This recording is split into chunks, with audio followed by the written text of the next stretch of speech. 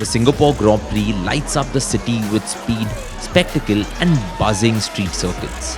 Join Renjie and me as we race through the excitement from neon-lit tracks to thrilling pre-race events. So RJ, the last time we spoke about the Gardens by the Bay. Yes. Today is all about something that my wife Heta and I really love, the Singapore Grand Prix. Yes, you guys are big fans. Yeah. Have I been to the Singapore Grand Prix? Never. But it's probably one of the few night races that Formula One has. Correct. It was the first night race, actually. Yup. Back in the day. Yeah, I forgot about that. Yeah. So it was the first night race. Yeah. It is also one of the few street circuits that Formula One has. Yes. And one of the most incredible things about the Singapore Grand Prix, at least for me, is how whoever planned it, it was probably the government, it was the designers of the track.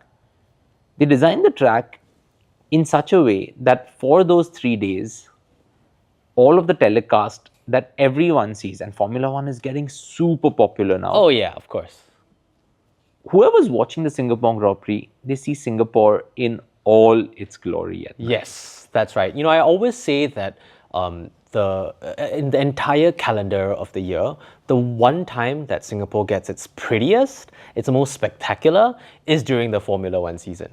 So let's just list down first what, as a viewer, I will see of Singapore. Yes. There's the Marina Bay Sands. Correct. You'll see the Gardens by the Bay. Yes. Because there are many helicopters going around. And the drones, the helicopters, everything. yeah, it's covered. There's the mouth of the Singapore River. That's right, yeah, with the bridge all across. Which we've spoken about previously on Yes. another episode. And there's the Fullerton that's just right at the Yes. mouth. It's a beautiful neoclassical structure.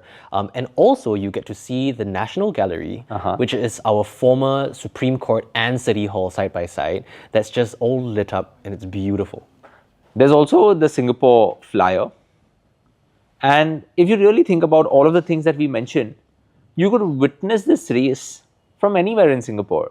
Yes. Because you could be staying in a hotel which has a view of the racetrack. Yeah. You could probably be at the Marina Bay Sands on the rooftop of Marina Bay Sands and witness it. Yeah. You could do 100 other things. But Singapore does get busy, right? So you do have to plan ahead Yeah. to enjoy Singapore. But if you do, you find that there's all these different ways to experience Formula One, not just necessarily on the track itself, but with all the restaurants around it, with all the rooftop bars around Yeah. it. And of course, when you go and stay at one of the hotels trackside, you really do get front row seats to essentially all the drama that happens. Yeah. Would you also say we have to make reservations in advance if it gets so busy? Yes, I would say a lot of restaurants tend to either get booked out because you have corporates that are hosting, their clients and so on, or you book far in advance and then obviously ensure that you get a good sort of view of everything that's happening downstairs. But I think truly the sort of views that you get from Singapore, I personally love because in many ways it forces you to think about and reconsider parts of the downtown that you don't otherwise necessarily think about. So even the view, for instance, from where the Singapore Flyer is back towards the city and with that lit up all at night, I think is one of the money shots of Singapore. I think there's so much to do in that weekend Yeah. that you can't cover it in one go.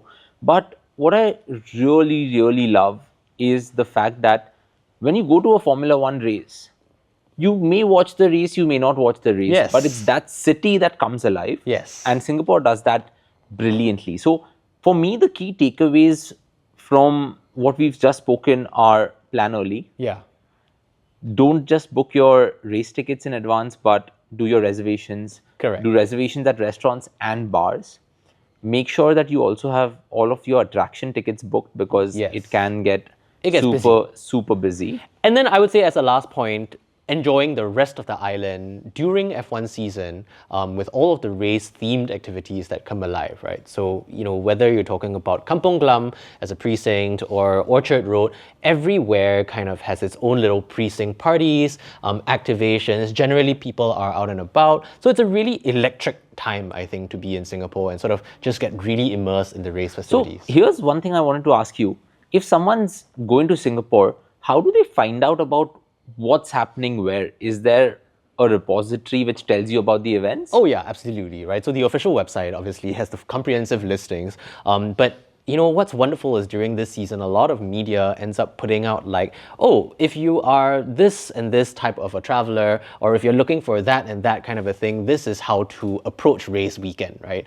And so you end up having a lot of curated itineraries and information about, you know, if you are after a specific type of race experience, this is the way to do it. And again, wonderful way to discover different parts of Singapore that again light up during this period of time that you wouldn't otherwise necessarily have encountered. Yeah, that's true. Yeah. So let's say I've been to the race Friday, Saturday, Sunday.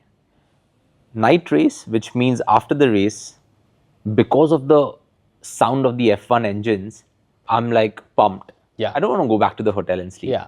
So in the next episode, I wanted to talk about the nightlife in Singapore because that's a good segue to get there, because all 3 nights you would want to party. Of course. You would want to go see what Singapore really has to offer. Yeah. So if I were to think about the nightlife, is there something that you would use to describe it? 100%. And I would say Singapore is, I think, one of the great cocktail capitals of the world. That's a big statement. That's a big statement. That's a big statement. And coming from you, like Yeah. it is a massive statement. Yeah. So let's find out about that on the next episode. Amazing. Awesome.